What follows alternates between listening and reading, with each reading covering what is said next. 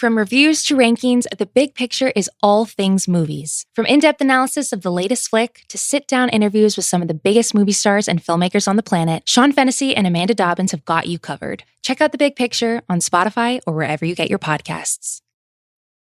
This episode is brought to you by Anytime Fitness. We may talk a whole lot about sports, but when it comes to keeping fit ourselves, there's definitely room for improvement. I hit this point early July. I was just like, I am not in good enough shape.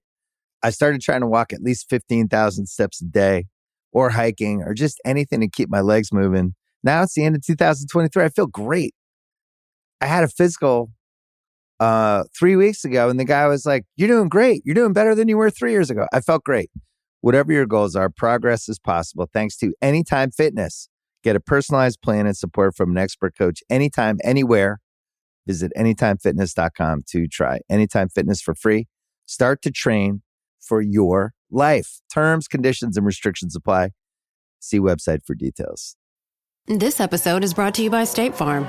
From your morning podcast to your afternoon playlist, State Farm knows you personalize your entire day. And that's why State Farm helps you personalize your insurance with the State Farm Personal Price Plan. It offers coverage options that help protect what you care about most at an affordable price just for you. Like a good neighbor, State Farm is there. Prices vary by state. Options selected by customer. Availability and eligibility may vary. I need sports to have to clear the room. Stand up and walk now. Hello and welcome to The Watch. My name is Chris Ryan. I am an editor at TheRinger.com, and joining me on the other line, it's the comptroller of Kingstown. It's Andy Greenwald. Is that an elected position in Kingstown? Or I think patronage? I think it's more of a patronage kind of thing. Right. Scratch my back, I'll scratch yours. Andy, it's Thursday. It's so great to see you. Today we have Brandon Flowers and Ronnie Vannucci from The Killers on the show. And we're going to talk a little bit about some shows that are coming in November, namely Mayor of Kingstown and Wheel of Time on Amazon and Paramount Plus, respectively. And Greenwald, we're also going to talk about Only Murders in the Building on Hulu, which just debuted this week. Can I just begin, though? I can't wait to talk about those things. I know we got a lot to get through. Yeah. We got a big knock list, as Sure. Ethan Hunt would say. But I just have to start with one request. Chris, you and I know, we don't try to make a big deal about this, but we know that some higher ups in the industry listen to us. We're grateful for that. That's really cool. It's kind. It's nice to have a dialogue with Joel them. Silver, the great Al Ruddy, Jerry Bruckheimer. Mm-hmm. I have a request for anyone who's listening from the FX network. And a request, let me preface the request by saying we're about to turn our attention to you. Not because of their patronage so much as there are a bunch of shows coming up. Why the Last Man, Impeachment. You and I both really like Reservation Dogs. My favorite comedy, What We Do in the Shadows, is back tonight, I think. Mm-hmm. So that's all really exciting. I'm not saying this is a quid pro quo thing, but if there's anything you could do to encourage your marketing team to take down the American Horror Story billboards from the east side of Los Angeles, I would appreciate it. My household would appreciate it. And most of all, my young children would appreciate it. Because they are scary AF and super disturbing.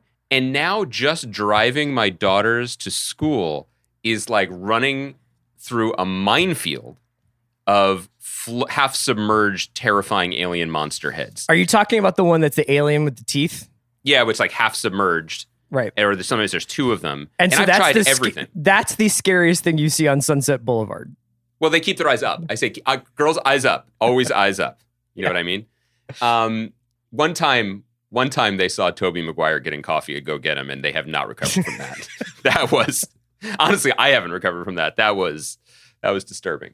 But Player X, I can't believe it in the flesh. I'm just saying I've just tried to play it so many different ways, including one time, and I was proud of myself. I went on a jag when I was making the turn onto Fountain where I was just like, maybe the two aliens are friends. Haven't we learned not to judge creatures by their outward appearance? And just because they're snarling at each other and are terrifying looking doesn't mean they're about to fight. Maybe they're just learning about each other and they're hugging. And I'm proud, I guess, that my children saw right through that bullshit. And it's just a lot. And then, Chris, because of the way TV works, maybe they want to fire up an episode of Lion Guard or whatever. Sure. And they go to the Apple TV. Guess what's the featured square on the top of the homepage? American Horror Story. I need a break. I just need a break Landgraf, from it. come on, It man. would really help me. Everyone needs to be sleeping better.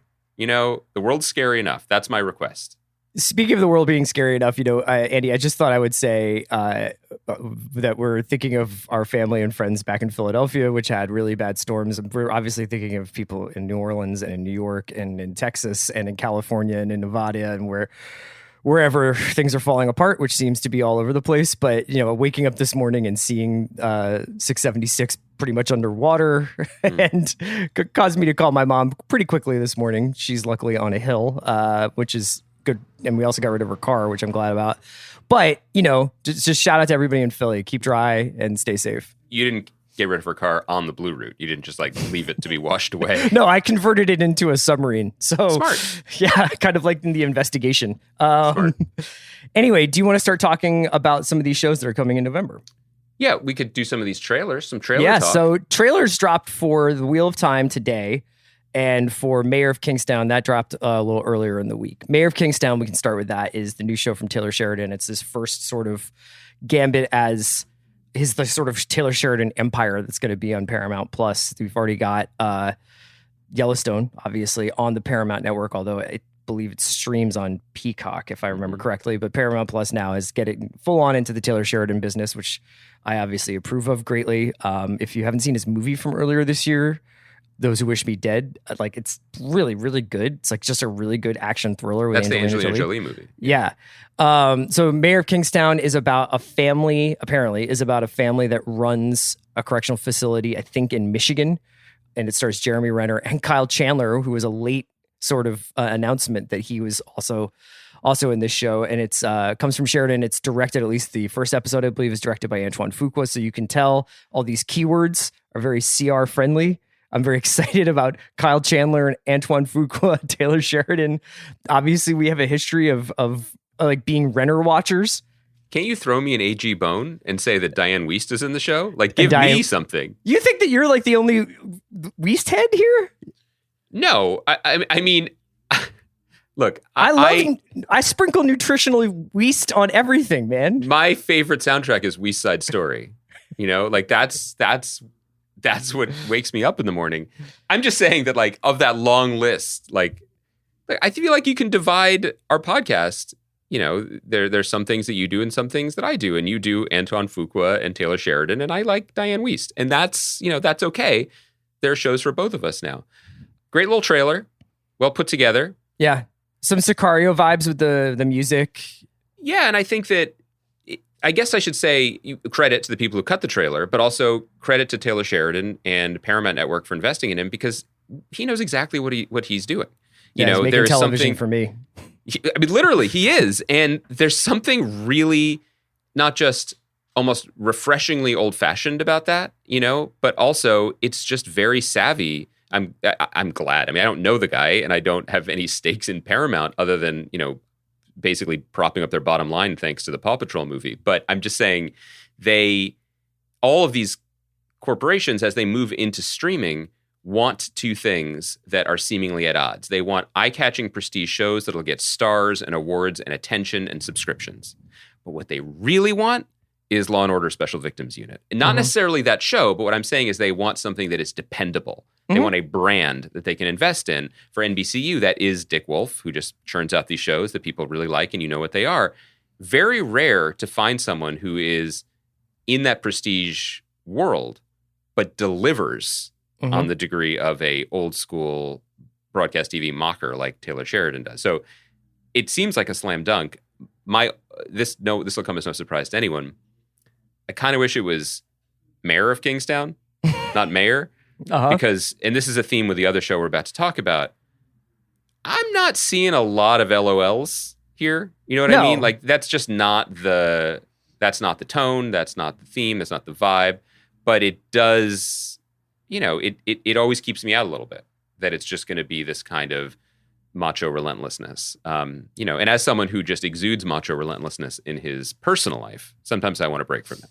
I think that there are pockets of humor in his stuff. There aren't moments of Sicario that I think are funny, but I think the Josh Brolin character is funny in some of his delivery of his lines. And I think that the whole John Bernthal scene is hilarious. Yeah, Bernthal's just like such a cut up. And, I think that there are moments in Yellowstone, I wouldn't say, again, not funny, but are like, you sort of grimace smile, not smize, but you sort of like, while you're furrowing your brow, you also might kind of smile. I'm just very, I'm excited to see this. I think that, I would say that mass incarceration is obviously a hot topic, and I would be curious to see how they go about dealing with that. But yeah, I'm really looking forward to this show. I would say one other bit of, feel free to dismiss it, concern trolling, is that the show does seem to flatter the version of Renner that he likes to project, which is 1970s cinema leading man, which he can pull off. I mean, he's a great actor. I feel generally that I like him when he is off of center a little bit, when he is not, supporting character to the degree that he was in Avengers, where you're like, oh, that guy's in the movie, but more like the energy that he brought to the town. When he was more of he's a great character actor. He's a great thermostat guy, where he changes the temperature of the room to sort of appropriate a Trent Dilferism. He kind of, if you bring him in and you're just like, just make it hotter in here for a minute, I think that really works. The sad part of his last 10 years, aside from various other off-screen reports about him, is that he's mostly played pretty dull guys. Yes. Like he has played very kind of stickwood, just kind of like, yeah, I'm just like standing next to Tom Cruise, or I'm standing next to Chris Evans. And I'll save the rest of my Renner concern trolling for when Hawkeye comes out, but it's really baked into that, because I think that people who listen to this podcast know the comic book that I love most from the last decade plus probably is Matt Fraction's run on Hawkeye. That is what is the source material, more or less, for the upcoming Disney Plus series. Right. And what's so great about that is that he reinvented the long-running character of Hawkeye as kind of knock around, doing his best, covered in Band-Aids, guy who shows up to fight Thanos. Like a down-and-out Private Eye, right? Yeah, right. It very much has that vibe, and I love that, and there's a lot of charm in it. And I'm not saying that's outside of Renner's purview, but that's certainly not how he's either played that character or just been, that's not what he's been focused on in his acting or his singer-songwriting for the last decade. So we'll see. But obviously this show, you're just going to buy, you're not even going to download the screeners, you're just going to buy an IV bag and just let it run. Yeah. I also am curious about Wheel of Time. So I'm not familiar with the novels. I'll say that up top. And this obviously is an adaptation of the Robert Jordan sci-fi fantasy novels. And I guess they are just fantasy novels. I don't know if you would call them sci-fi, but that might be where Walden Books would have shelved them in the 80s. Yeah. Shout out to Walden Books. The Amazon has spent quite a bit of change on this one. They've basically gone all in on these two huge fantasy epics, this and obviously Lord of the Rings, which will come next year. They have a lot tied up in this. And I'll read you the log line because this was news to me. Rosamund Pike heads the cast as Moraine, a member of the all-powerful, all-female Aes Sedai, who arrives in a small town of Two Rivers. From there, she undertakes a world-spanning journey with 5 young men and women, one of whom is prophesized to be the Dragon Reborn, who will either save or destroy humanity. And that is taken from the Hollywood Reporter story about the trailer, which just dropped. So the first thing I did after I watched this trailer, Andy, out of curiosity, is I went back and watched the first trailer for Game of Thrones, which looks like a fucking John Cassavetes movie compared to this. Not only is it very, very specific, it really is, instead of it being kind of platitudes about, the one who will come and save us and a lot of the stuff that you see in the Wheel of Time, it's pretty much devoid of special effects. In fact, it is entirely devoid of special effects. There's a suggestion of the White Walkers, but we don't see them. Daenerys is essentially just standing there. It's not like she isn't a dragon yet. She hasn't become the sort of dragon queen. And the dialogue is all political chess moves and philosophies on power. And there's obviously sex and violence in the show. And this obviously is not the same book. So, I don't necessarily expect them to treat it the same. But it made me think about how far we've come. and how much this stuff has changed, where Game of Thrones seemed like, I wouldn't necessarily say a dice roll or a kind of weird play for HBO, although it was both of those things in some ways. But how much, it was like, we are giving this fantasy epic to two guys who are probably more comfortable writing things like 25th Hour. Yep. And seeing if what we can come of that. And also like the HBO-ness of it, where it was like, obviously there's going to be sex in the show. Obviously there's going to be decapitations in the show. It's going to be that kind of illicit True Blood, Boardwalk Empire, like the things that we deliver on a pretty regular basis.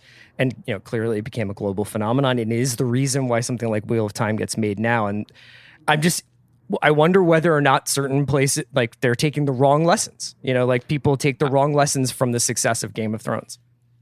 I agree with you 100%. The same caveat applies. I don't know these books. They could be fantastic. I also, as everyone knows, still don't know the Game of Thrones books. Timing matters in this sort of stuff with television. And regardless of the fact that there are clearly fundamental differences between George Martin's project and Robert Jordan's project with Wheel of Time, what Game of Thrones was for HBO, especially in retrospect, it looks even more brilliant, was a gateway. It was the project that basically held hands and connected one era of HBO with the future era of HBO Max, as well as you could draw back and say one era of television to the next era. The trailer you saw was exactly as you said. It was appealing to people who liked The Sopranos and Rome, which was wasn't super successful, but did okay for them kind of show. And the genius of it and the way they structured it was that they knew with the material, they could start with interesting actors in rooms talking about the nature of things to earn those other kinds of fans. And then they wouldn't have to start writing the big checks for the big dragons until later when it had proven itself worthy of them. And that's exactly how it played out. And so we went from a world where we would expect HBO to have, very well-written dramatic scenes of people in rooms talking to, a dude on top of a dragon setting fire to a freight convoy. Great scene.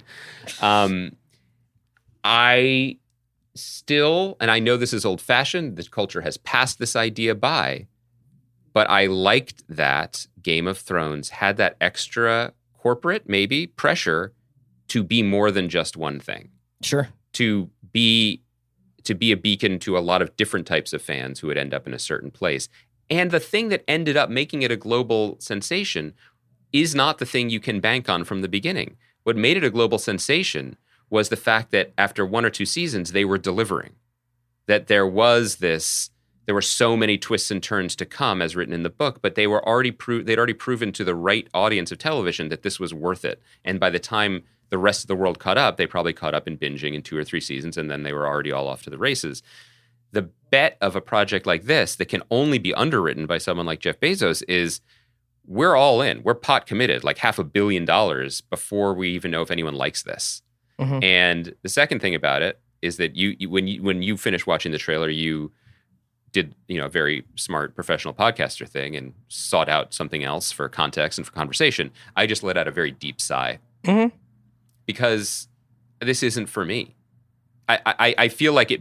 We'll check it out. Maybe it's done at a very high level. I love Rosamund Pike, but I am not a deep fantasy guy, and I haven't been for 30 plus years. Right. And the best version of this isn't, to my mind, going to be the best thing on television. It's going to be the best fantasy epic on television. And that's a different thing. And that's where we're headed. That's the siloed version we're headed into. And that's the same, you could make the same argument about the Taylor Sheridan verse, which Mayor of Kingstown could be a phenomenal show. It could be super entertaining. It could give you and millions of other Ozark fans, exactly what you want. And I don't even mean that dismissively. But I do think that it does come. Not at all. But I do think that it comes with a built-in ceiling, which means it's not going to become the show that everybody necessarily wants, and it doesn't necessarily have to be. Not everything is for everyone. But I kind of miss that feeling. And the other thing that I can't get out of my head when I think about Wheel of Time is just like, did Amazon make this insane financial commitment because they wanted not just a Game of Thrones, but because they wanted Lord of the Rings, and they greenlit this, and then they got Lord of the Rings, and they were like, our owners, the richest obviously man in the world, money will is just no do this object. too. Yeah, obviously money is no object there. I guess we'll see. We have found out that there is no limit to the global audience for superhero stories. There may be a limit to the global audience for swords and sorcery epics, but we've been proven wrong before. Can I just say one thing about something from this trailer? Yeah. I need us to, as a society, move on from people kind of sort of making a circular shape with their hands and creating a ball of energy. Totally. Do you know what I'm saying? Yeah, I feel like we've Doctor Strange this into the ground. It's like sometimes in basketball, guys wear long shorts. Sometimes it's time for short shorts. And I think as a magic power having society, we need to come up with a new gesture for developing energy between our hands. I couldn't agree more. I'm not sure. I haven't seen it, but I'm picking up huge I've seen Shang-Chi vibes from you right now. Yes. So I'm guessing that's part of it.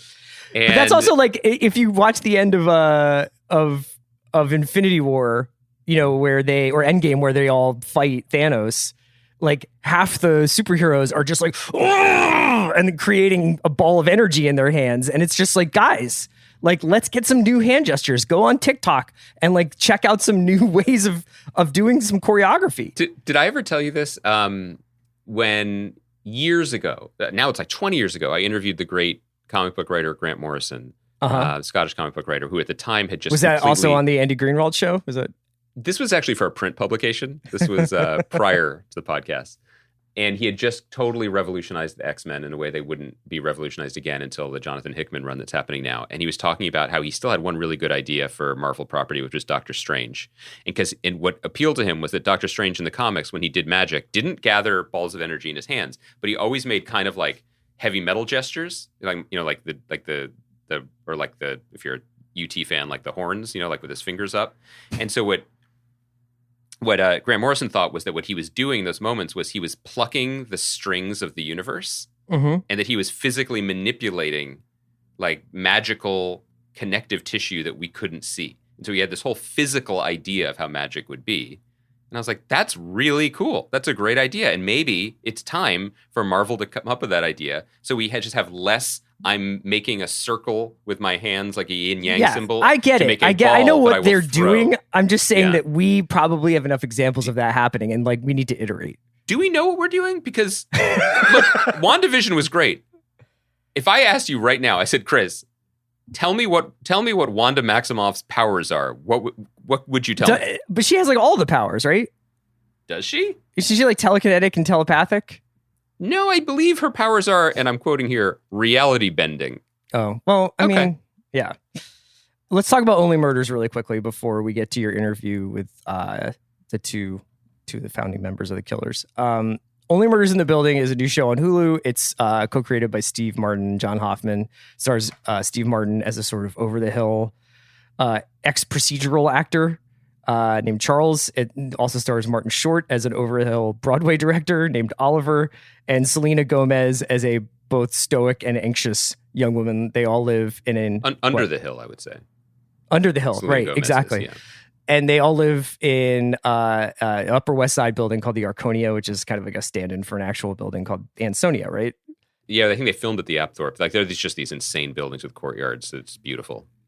Yeah, it's New York real estate porn to the max. It is a delightful comic mystery, the likes of which I don't think we've had in a while. I was trying to remember like the last time there was a show like this at least one that I saw.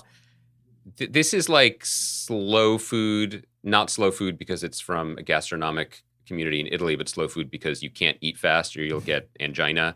Food search party.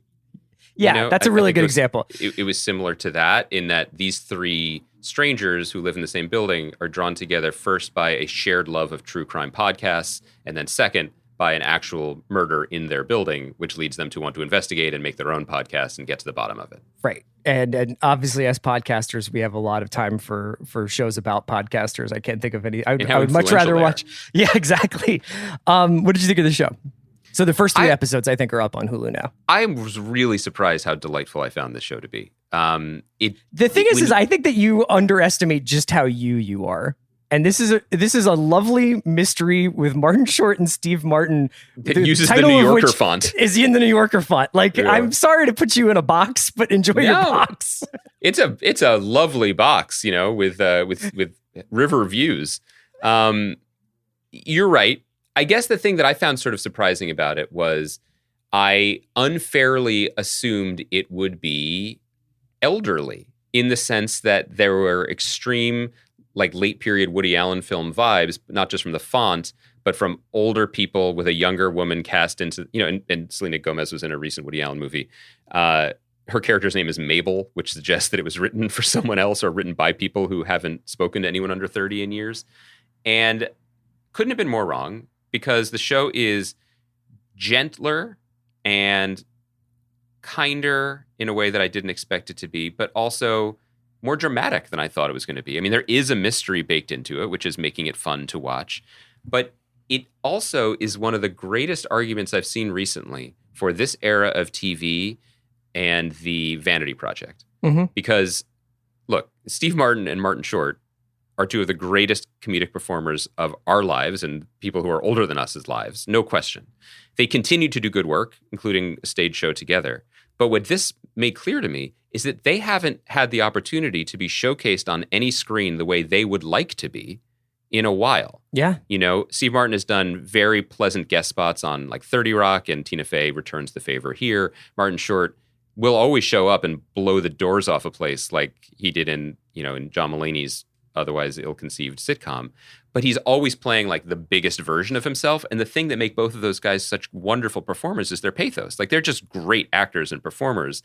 And the thing that makes Martin Short's bloviating work is when he's allowed to show the humanity underneath it. And they've written themselves really wonderful showcases that are I really just was happy watching this show. Yeah, I mean, so I've watched quite a few of them on the screeners, so I don't want to tip by accidentally saying something that happens after episode 3. So I'll simply say that I completely agree with you that this is the best example of, I wouldn't say they had carte blanche, but, like, the kind of jokes that they are making, which really do feel very 30 Rocky in places in terms of their, like, knowingness about New York culture.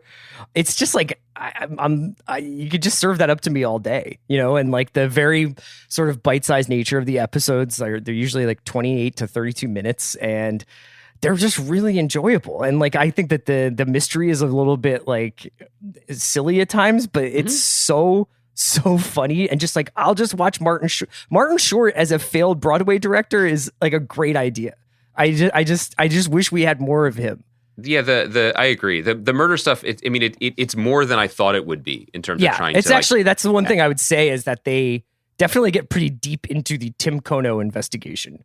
Yeah, which is not the most compelling thing about it, but I think that's fine, because as we often say about successful shows, particularly comedies, I mean, what you love is the characters and the kindness, and then you put them in, any sorts of circumstances or situations, and there you go. The show is not...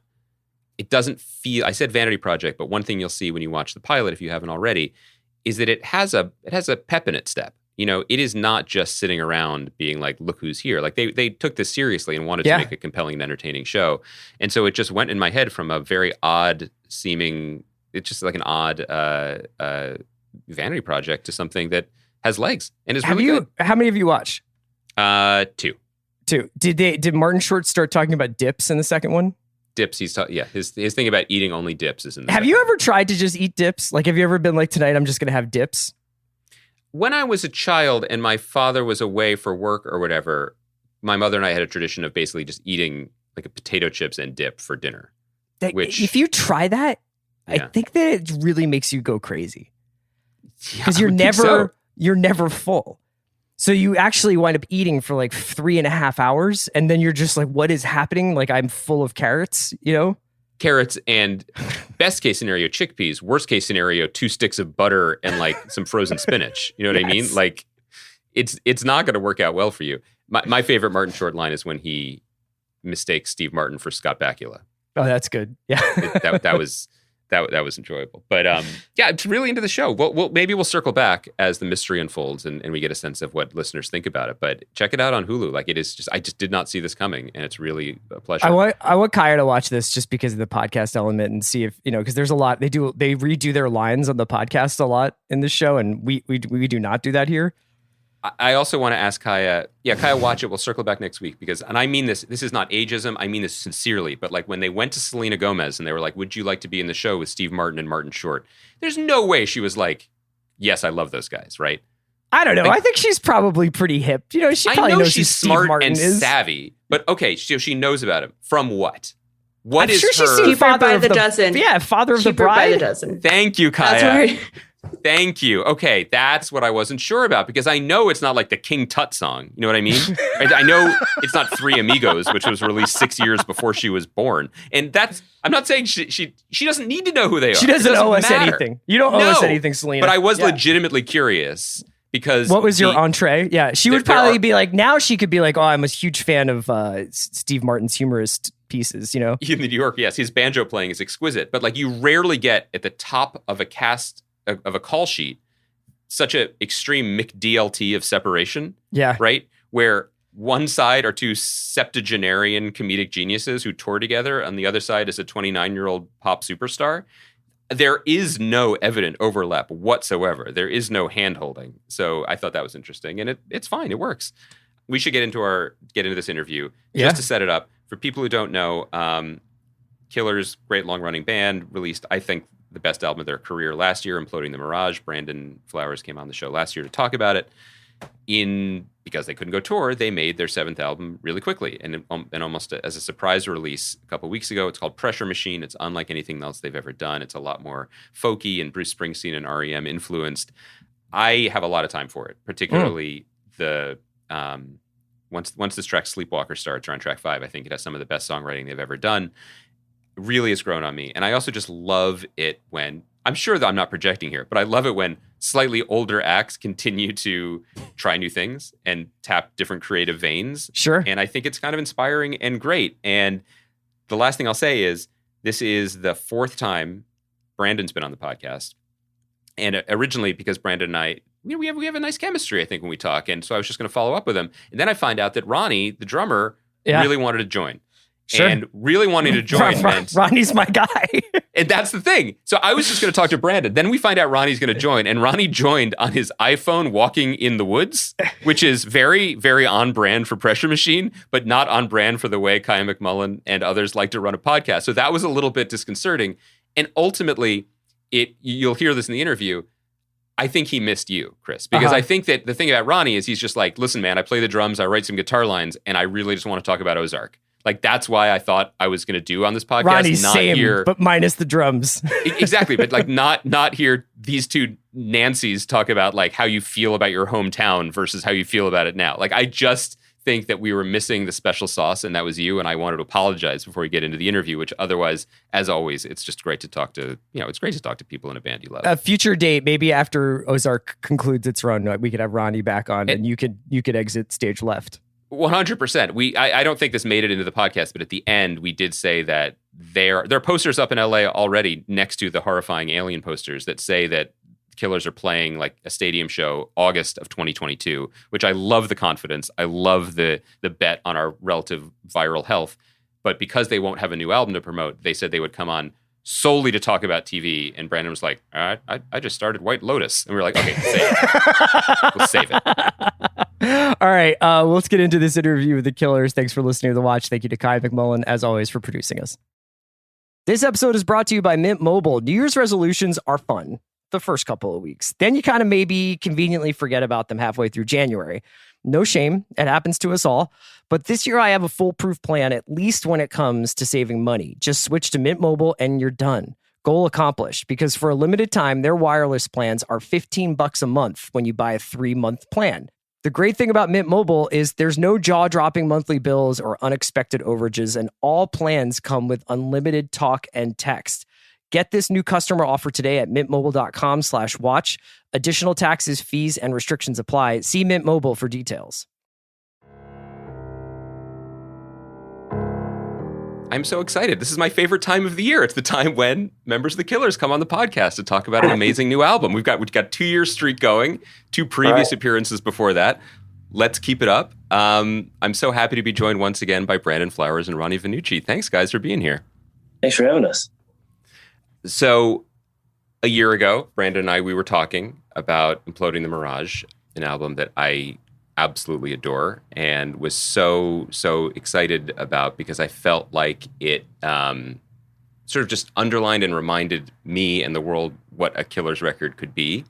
And what's so exciting about having you guys back this year is that just 12 short months, actually no, they were very long months for Planet Earth. Later, we have another album, Pressure Machine, which is thrilling in an entirely different way because I think it's showing us all the different things a Killers album could be. How quickly did the making of the records blur into one another? Because Brandon, I remember when we spoke last year, you were saying you already had some stuff going, you were already back at work. Was it as quickly as it seemed? Yeah, we had already begun before Imploding the Mirage was released. We were already going on. We had already made a trip to a studio in Northern California. It was everybody's first trip after lockdown. Had kind of started. What was that town, Ronnie? Katati, the Prairie Sun Recording Studio. And it was still, nobody had told us that we needed to wear masks yet. You remember? We still weren't wearing masks yet. But we were scared to death. I think Sean Everett might have been wearing some sort of headgear. But that could have just been fashion at that point, right? It was still early. Yeah, very, very likely. So it wasn't necessarily, I guess part of the narrative I was curious about unpacking was this idea that you made this, album that was so ready to be played in arenas and stadiums and then found out you weren't going to be able to be in arenas and stadiums for the foreseeable future and pivoted, and took advantage of the opportunity. But that might be a little bit faulty, right? Because it sounds like you had something going and you wanted to just get it down before a tour might happen. It was looking pretty ominous. Yeah, at that point, I think we knew that the sky had fallen, and we were sort of, that was smack dab. That would have been June or July, end of July. Oh, okay. So yeah, we knew. Yeah, it wasn't just Sean Everett. Do you think of the records as relational to each other? I mean, if I was still wearing my rock critic hat, which was a very ill-fitting hat, and I'm glad you guys aren't looking at it on Zoom, but I would say something like, you can't implode without applying pressure. But I feel, sorry, we can edit that. But do you think of them as relational? Do you think of them as records that needed to come out one after the other, or in any ways in a dialogue with one another? No, the 2 records before were companions. And we had never really done that before. So Wonderful, and Imploding the Mirage are sort of companions. And so this is a total departure from all of that. And, it's in another world. And it's usually people say, well, we couldn't have made this without the previous record. Right. But sadly, the story for this is we couldn't have made this without the pandemic. It allowed us to go into this uncharted territory for us. Was there one particular song or idea that sparked the creativity that went into this, or do you really credit it more to that feeling that we're kind of talking about or talking around of like being forced to break out of that boom and bust cycle that you guys have become accustomed to of make the record, do the world tour, time off, do it again? There's this internal dialogue that I was starting to have. It was like, feeling a little bit frustrated with that cycle. Because on one hand, you're so grateful that you're in this position to be able to go on these world tours and play arenas and stadiums. And there's a lot of people that rely on our machine that we've created to, for their livelihoods. And then on the other hand, you have this, these other artistic muscles that you want to flex and these other creative outlets that you want to look into. And you're wondering, when there's going to be time for that. And so it allowed for that. Was there, I guess I read an article, an interview you guys did in the last few weeks, and I wonder if this is accurate or not, but the implication was that, Brandon, you came in prepared with more lyrics and points of view and stories and characters than perhaps in other recording sessions where you've been more inspired by the music or it's been the last thing added. Is that accurate? Yeah, usually I am reacting to what the band is doing in the room. That's an ideal situation for us when they're firing and I'm able to respond. And this was very different. It was almost like, how will you respond to this place that we're trying to bring people into? And I feel like that's something really cool happened with that. And people were forced to play differently and show restraint. And we got some really different sides to us. Ronnie, how does that play out for you as a musician in the band? Are there ever moments of high stress or pressure where you have something really beautiful that you're excited about and you're looking at Brandon tapping on your watch being like, where are we going with this? I think you stumble into little happy accidents. And, of course, sometimes it takes a while to get there. Like he was saying, usually it's everybody sort of dishing out ingredients for the master recipe, I guess. And this way it was totally flopped. It was like, here's the focus. Here's what I'm singing about. This is the feeling. Now let's put it to music. Let's figure out how it rides with the lyric, which is actually, like he was saying, a really fun process, and maybe something we'll start to employ in the future. It's good. I love the challenge of it's you sort of like, a session musician or more like an actor even, where you're sort of given a part to play and you try it out. It was a lot of fun. We ended up going to the other sort of byproduct of this fun exercise is that we ended up with different versions of songs. So some songs we have 4 or 5 different versions of these things, and all of them good, but they all have to sort of fit the complexion of the record. Can you name one of the songs in particular that could have gone in multiple directions? Well, so we have the last song of the record is called "The Getting By," and we actually have a very suitable for live playing, for radio play, or more what you call a killer's style, I guess, that we we're working on and abandoned for a more simplistic approach. But we have that one. We have like different versions of West Hills, which are really compelling. It's all it's all there, and it was gut wrenching, but also a little fun to sort of kill your darlings in that way. We have all these. You have a spectrum of songs to kind of choose from to lay a complexion down on the record, and choosing that was sometimes hard, but ultimately fun. I guess one of the things that I find most compelling about the record is for a band who, one of your best known and loved songs is When You Were Young. This record has a very different perspective on youth, from a different point of view. And I wondered for Brandon, just in terms of reconnecting with, characters or archetypes or even real people that you remembered from your youth, what that was like to look back on from this vantage point, having gone out into the world and toured and lived different places and now living back in Utah as you are. Yeah, it's cliche of it being cathartic and things like that. It really can be. And you can really kind of watch yourself in real time, work through a situation with a song and see how you come out on the other side of the song and how much you've grown. So like I say, I could not have written these songs 20 years ago. I just didn't have the life experience and the empathy. And so it's like, was really interesting for me to go back and look at people and choices that they made that to me may have been shocking when I was a teenager and experience them now, having lived more life and having more compassion and it was a great experience for me. I love that you said that. I specifically have a question about just loving, honestly, just breaking into a goofy grin by the time I got to the title track, which I think is just such a beautiful song. And I'm listening to it, loving it as a song, and also thinking they couldn't have written this song 20 years ago. And I love that. I love the development and the craft, but also that it has kind of it synthesizes a lot of what I love about the band's songwriting in a very what feels like an effortless way. There's a confidence to it. There's style and swagger, but there's also songcraft and skill and humor and space.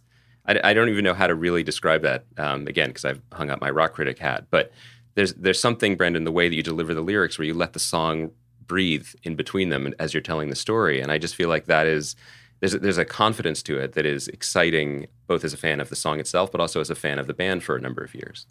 Oh, thanks. Yeah, no, it's we're starting just like it took me a long time to settle into being a front man and feeling like I belonged on stage. And I think it's taken just as long or longer for me to settle into the idea that I can, tackle these kind of subjects and that I'm worthy of being a writer, I guess. There's a song in particular, another one that I wanted to highlight, which I just think, goes on the greatest hits album as far as I'm concerned, which is Sleepwalker. And one of the reasons that I love it is because I find it really transporting, not just in the stories you're telling and the lyrics, which are, I think, among the best you've written, but sonically, it is a very nostalgic song. I don't know if it's what sounds to me like a mandolin, but to me, it's an REM influenced song that celebrates, the band that I loved the most in the 90s. I wondered if you could talk a little bit about how that song came together as a marriage between such a well-articulated vibe in the lyrics and the music that you guys built around it. That one, there definitely is an REM influence. That was one of the bands that kept coming up. There was, when we talked about this, I always associate 90s music with, the heavy hitters were kind of REM and Radiohead, Smashing Pumpkins and all that. And there's always a little bit of a nostalgia and a melancholy haze, that I associate with those guys. But it started with some lines, that song, and that one was actually worked on in Katati and born there. And yeah, it's the one song that has a tie to the last record. Do you remember, Ronnie, when it started? We were just me, you, and Rado. Yeah, I think we were just messing around with like a 4-chord thing, chords on the bass. I remember we were just in the room. It feels like a million years ago. When you say it's connected to the last album, but it's the only one, how do you mean? It's about this person who is in a dark place and in the depths of depression.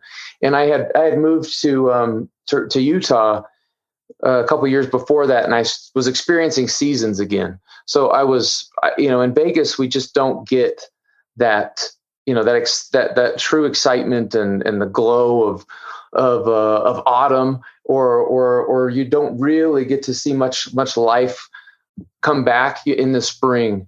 And I was witnessing that again and having these senses, and I was able to use those as symbolism for this person becoming herself again. And it was just the one thing that was, I think, tied to that sort of resilience and triumph of the previous record. The REM thing, I'm just glad you guys were feeling that, because I talk about this with my podcast host, co-host all the time, Chris. Like, that was the most important band in my life, and I feel like a vacuum in space where they were, and I don't know what role they play in people's musical minds anymore. I feel like I don't hear, until I hear a beautiful song like Sleepwalker, I don't hear them in bands today the way I hope to, and I don't know why that is. Yeah, that's too bad.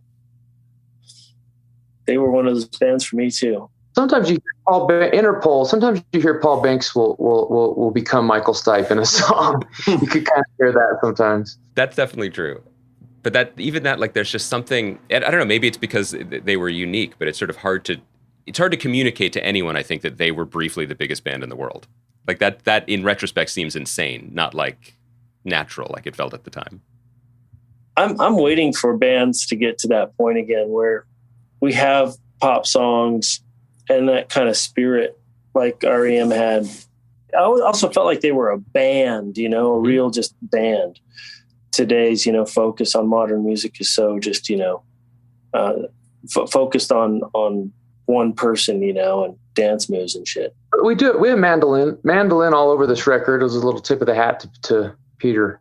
The other thing that really moved me was, a lot of protagonists in killer songs tend to be, and there's a song called this, tend to be runaways. The people who are either escaping or feel empowered in that moment to escape from a situation that maybe is bringing them down or crushing them.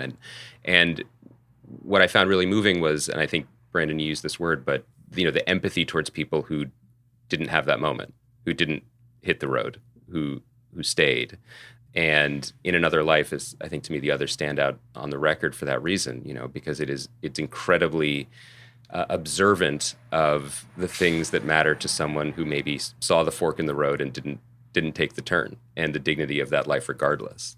Yeah, that's one of the things that I came away with from the record was how much I still love it there. It was when I was 16, I wanted to get out.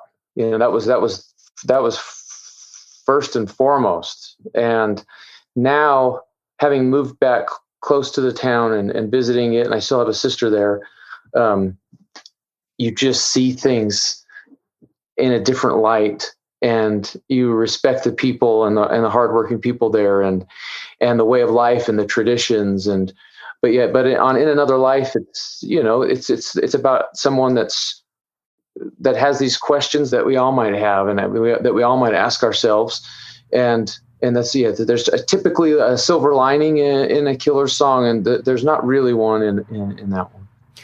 Did you guys find yourselves fighting against some of your well-worn instincts in making the record? I ask that because I think that one of the reasons you guys are rightly celebrated is you are so good at making big songs, of capturing that moment that is a universal experience of wanting to escape or feeling, like this is the biggest moment in your life, or the romance of the world in a small decision. Both lyrically and musically, you guys seem to be able to get there. Did you find yourselves in the making of this record coming up to that point where a song could blast into hyperspace like the Millennium Falcon and thinking, no, this isn't that song, this isn't that vibe, this isn't that record? That was precisely the story with that song I was telling you about, the Getting By. Right.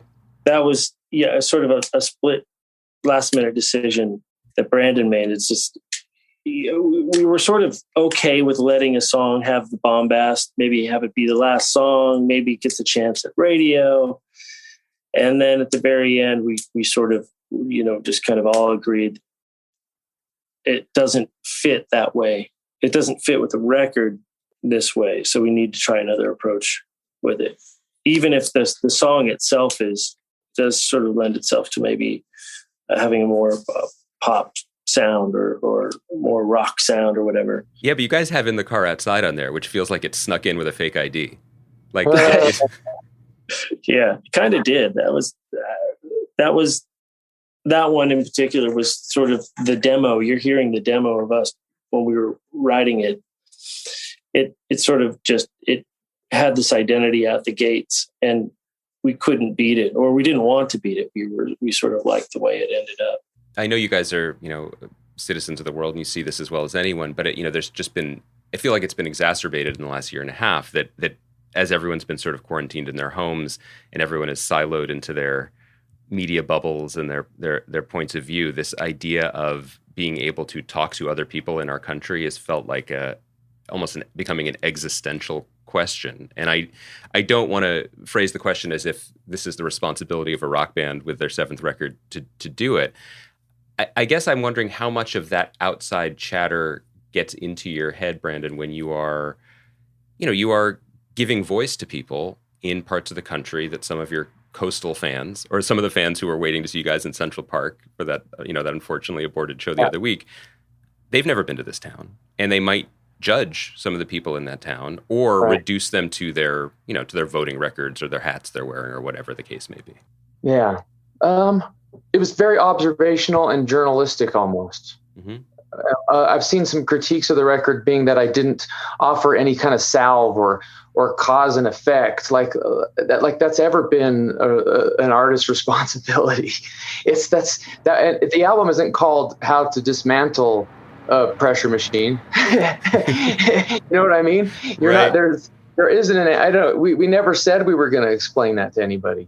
I'm offering you a glimpse of this place, and in my exercise of this record, I feel like I understood these people better and felt more love and more tenderness for the place. So hopefully somebody that's never been there or, in this part of the Southwest is able to think about, or get a little bit of a glimpse. Yeah, I hate we're in this place where people look to art to answer questions that we're too afraid to ask. Like, that's not actually what songwriting is supposed to do, or I don't know if you guys have seen this movie Stillwater that just came out, where I'm like, I really liked it for many reasons, but one of which is it's a good faith exploration of someone that doesn't live in Manhattan. You know what I mean? It's like, okay, let's talk about people as people, and then let's let them play out in ways that are behaviorally true to them.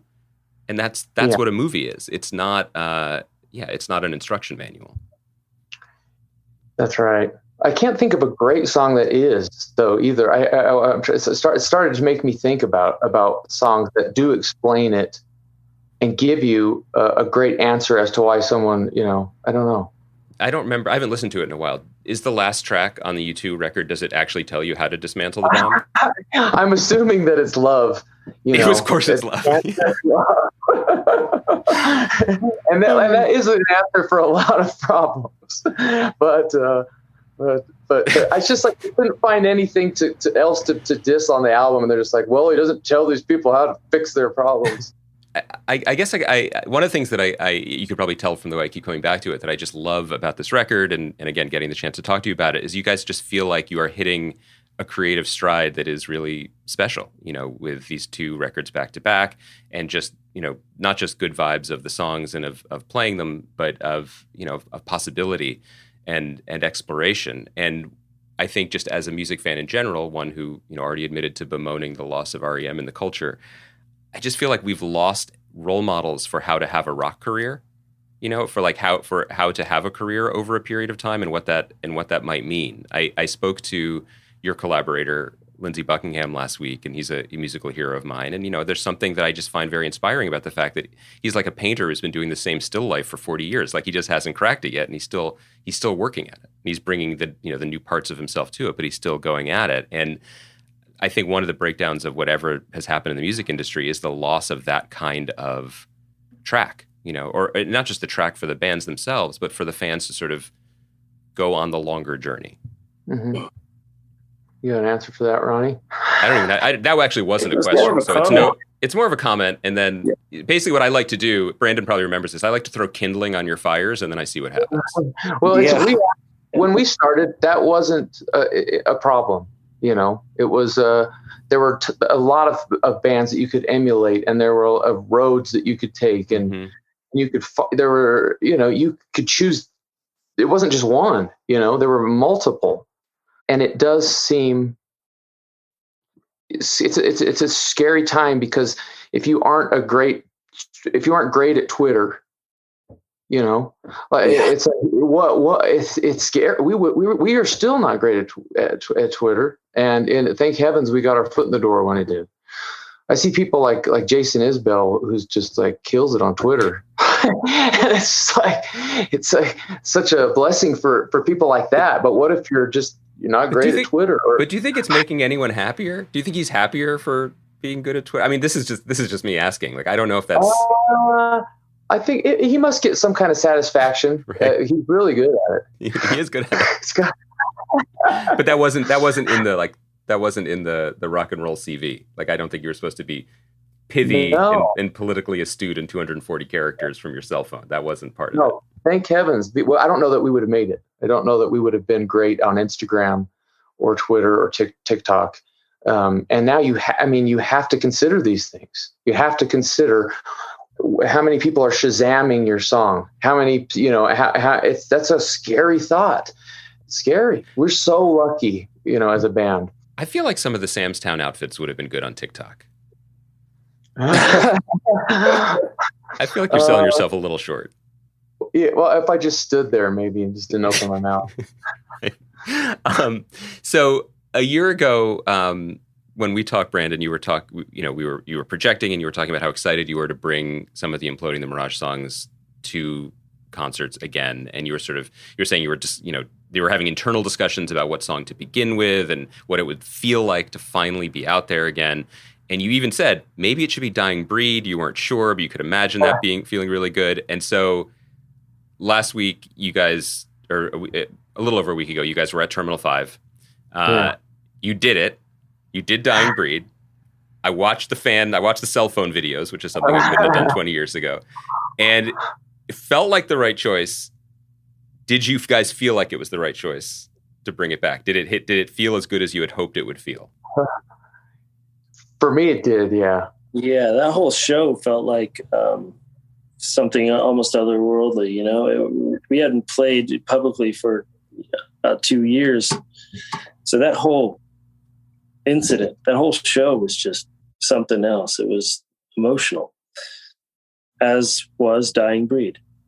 Yeah, I mean, it seemed terrific. There's a moment, and again, I'm reading into it, but someone had a very good cell phone angle of your face, Brandon, that I'm sure they then put on social media. But there's a moment early on when it's still the sort of the build up. You're in the second verse, and the na-na-nas come in, and it looked like you were so excited in that moment that you almost forgot that you were the singer of the band. That like you were almost like, wait, I'm enjoying this concert so much. It's up to me to make that sound. It was surreal, you know. We'd been thinking about it. It's been 19 months since we played, to people that were alive and in our face, and it was incredible. Yeah, it was. Has it been frustrating then to have the sort of stop-start reality that we're stuck in? Because, you know, you played that show and then the next day you were supposed to be at Central Park and you ended up, you know, beautifully playing acoustically for Gayle King, who apparently is your biggest fan. I did not know that before I watched those videos. Yeah. And we're, you know, we just had a gig get postponed in Florida, Sand Jam. So it looks like more of that could be coming. And it's wild. I guess we're getting pretty used to it. Is the energy still flowing in the creative direction? Like, okay, you've done this before, you can pivot. Is album number 9 already in the offing? Or album 8, I'm sorry. Maybe 9 is too. We have a couple of things cooking, but we're just kind of, if all goes well, we will be starting in New Zealand or Australia in, I think, late March or something. And if that's all going to happen, then I wouldn't hold your breath for album number 8. Okay. If that gets postponed, I mean, it could happen, again, very quickly. In my defense, if it's a double album, then my question was accurate. No, because right near where I live in LA, there are big posters up for your show here in August of 2022, which I kind of think is beautiful. I find that like very hopeful that if all things go right, we all know where we'll be on August 22nd, 2022 or whatever. And certainty is very hard to come by these days.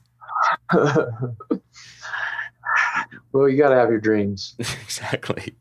Ronnie, where are you with it just musically? Because I feel like it must be exciting to be in a band for as long as you've been in the band and know that this vehicle is now load bearing enough that you can bring in the mandolin or the different notes and styles and fandoms that you've carried with you that maybe in the early days when, people thought of the Killers in one way, maybe it didn't feel as possible. Yeah, I think we've had, we always threaten to go to, another place musically and just have never had the, a pandemic, I guess, to throw us into this zone, to slow us down enough to have that kind of sensitivity, I guess. I guess there's a silver lining there. Where was I musically with this record? I was just trying to do my best of supporting this feeling and the stories and the sentiment and the characters as best as I could. I mean, it's just such a subtle and effective record in so many ways, and I just it's not just the mandolin on Sleepwalker, but just Brandon, like the lines that you've come up with that cut through it. Like I can't remember the last time you asked me how I was, which I just feel like. Oh, I know. I had those moments myself where it's just so sad, and you're wondering where this, it's just things that you pick up on in your life, and I'm just lucky that a lot of these things stuck with me, and and I was able to find an outlet for them. It's not it's just not something you typically hear on a Killers record. Those kind of sentiments and longings and that kind of sadness. And so even though it is really sad, a lot of the record, there was something, a part of me that just felt really satisfied to get it out.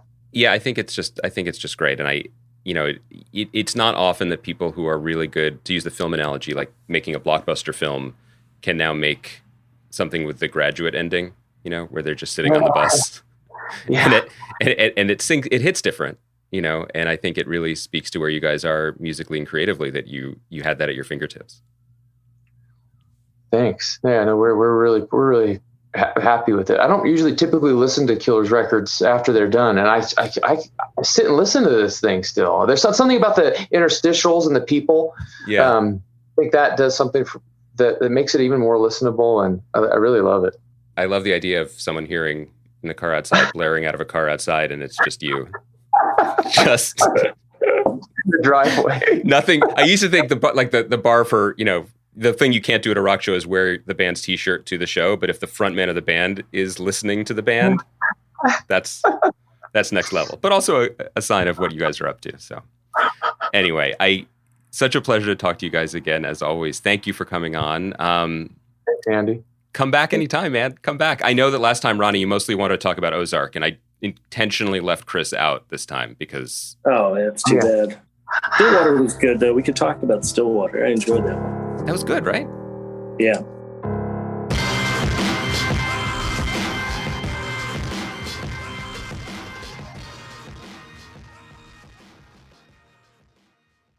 By the way, guys, no show on Monday because of Labor Day, so have a nice long weekend, and we will talk to you next Thursday. Happy holiday, Baranskis.